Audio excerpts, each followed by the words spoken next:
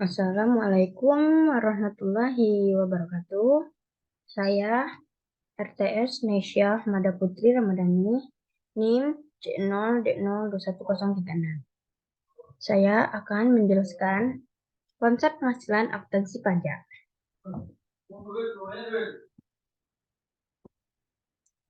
Pengertian penghasilan akuntansi pajak. Pada dasarnya, kata penghasilan merupakan istilah umum yang sering digunakan oleh masyarakat. Tetapi mendefinisikan apa yang dimaksud dengan istilah penghasilan secara komprehensif bukanlah perkara mudah. Brooks 1952.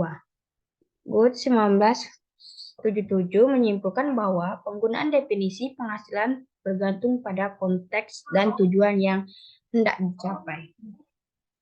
Akibatnya, istilah penghasilan dalam konteks pajak tentu akan berbeda dengan pengertian penghasilan untuk keperluan teori modal ataupun dalam perhitungan pendapatan nasional. Dalam konteks pajak terdapat dua konsep yang menjadi acuan banyak negara ketika mendefinisikan istilah penghasilan. Pertama, konsep sumber atau source concept. Konsep sumber merupakan konsep yang dikembangkan oleh negara-negara di Eropa. Kedua, konsep accretion concept. Konsep accretion dikembangkan oleh 3 ahli ekonomi di bidang pajak, yaitu George Kern, Robert Murray Hayes, dan Henry C. Simon, sehingga konsep ini dikenal pula dengan istilah SHS konsep.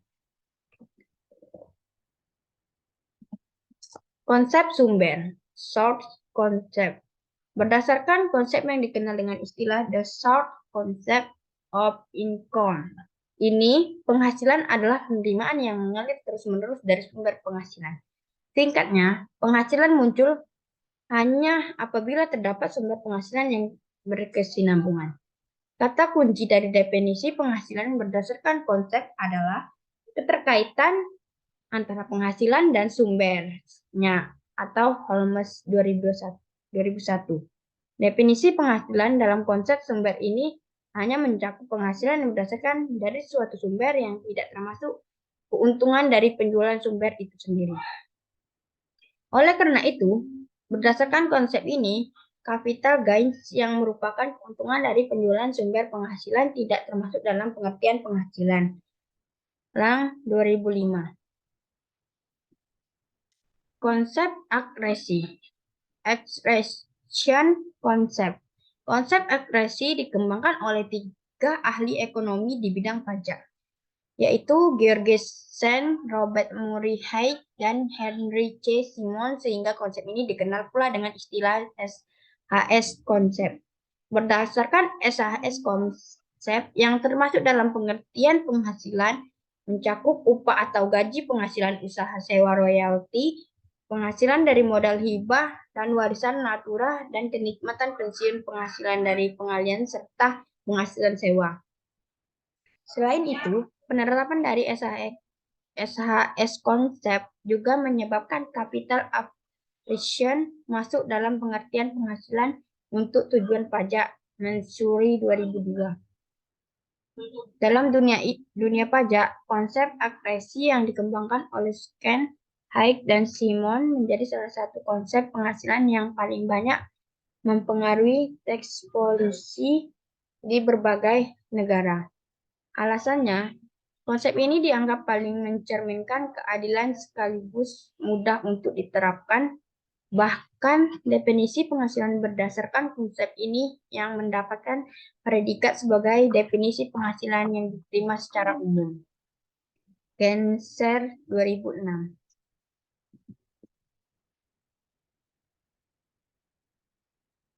Objek pajak penghasilan bukanlah sesuatu yang berlebihan jika dikatakan bahwa diskusi terpanjang dalam teori perpajakan adalah mengenai konsep dan desain pajak penghasilan atau PPh. Salah satunya ketika diterima dan diakui bahwa yang menjadi objek dari pengenaan PPh adalah penghasilan. Namun, yang dikecualikan pengenaannya dari PPh Lantas, penghasilan apa saja yang menjadi objek PPh dan bagaimana penerapannya di berbagai konsep dan penerapan MC Severy 2012. Dalam bukunya yang berjudul Income Tax Law, Exploring the Capital Labor, Dave menyebutkan bahwa utamanya suatu penghasilan berasal dari pekerjaan, modal, atau kombinasi keduanya. Selain itu, penghasilan juga dapat diperoleh dari kegiatan usaha atau dikenal dengan istilah business income. Namun, tidak tertutup untuk penghasilan yang terakhir ini sering disebut dengan istilah penghasilan lain-lain. Objek PPh pada dasarnya dapat dikelompokkan menjadi 4 kelompok. Pertama, penghasilan dari hubungan pekerjaan, yaitu penghasilan dari adanya hubungan antara karyawan dan pemberi kerja.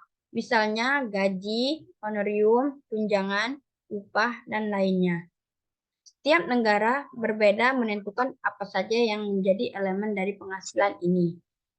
Kedua, penghasilan dari kegiatan usaha yang didefinisikan sebagai penghasilan dari kegiatan yang dilakukan seseorang secara teratur untuk dapat menghasilkan keuntungan. Ketiga, penghasilan modal, yaitu penghasilan yang diterima sebagai imbalan atau modal berupa uang, barang modal, atau kekayaan intelektual. Misalnya, bunga sebagai imbalan atas penjamin uang, dividen sebagai imbalan atas penyertaan modal, ekuitas dalam bentuk saham. Royalti sebagai imbalan atas menggunakan hak cipta, paten, atau know-how, serta atas sewa tanah, bangunan, dan peralatan. Mansuri 1992.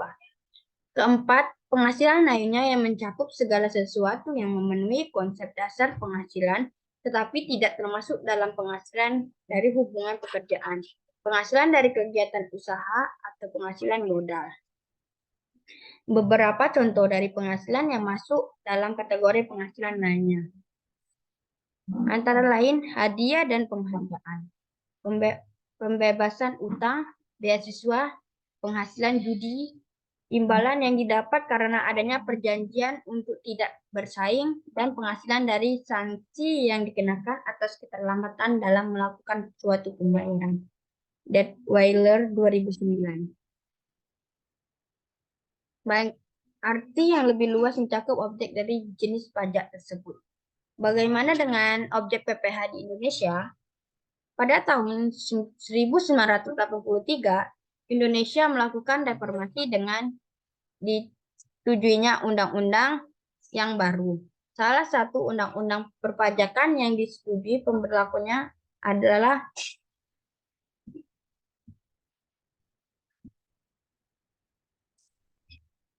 UU PPh nomor 7 tahun 1983. Terjadinya pergantian undang-undang pada saat itu berimbas pada berubahnya sistem PPh yang selama ini berlaku di Indonesia. Salah satunya, mengenal apa saja yang menjadi objek PPh.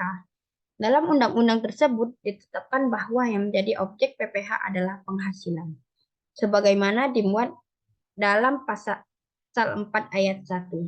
Selain menjabarkan definisi penghasilan, pasal 4 ayat 1 juga memberikan contoh-contoh jenis penghasilan yang menjadi objek PPh. Sementara itu, pasal 4 ayat 3 mengatur apa saja yang dikecualikan sebagai objek PPh. Hingga saat ini, penetapan penghasilan sebagai objek PPh tidak mengalami perubahan dan masih digunakan dalam UU PPh di Indonesia.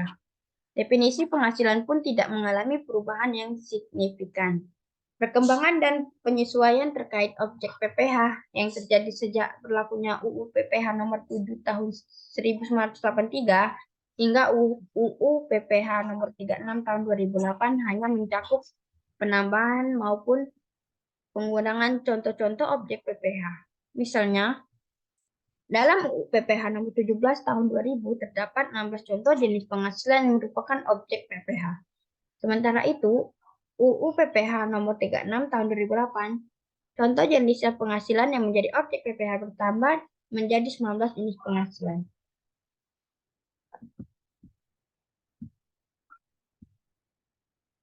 Klasifikasi pajak atas penghasilan. Pajak penghasilan adalah pajak yang dikenakan atas objek pajak penghasilan sebagaimana diatur pada Undang-Undang Pajak Penghasilan. PPh atau pajak penghasilan adalah pajak yang dikenakan kepada orang pribadi atau badan atas penghasilan yang diterima atau diperoleh dalam suatu tahun pajak. Penghasilan yang termasuk objek pajak.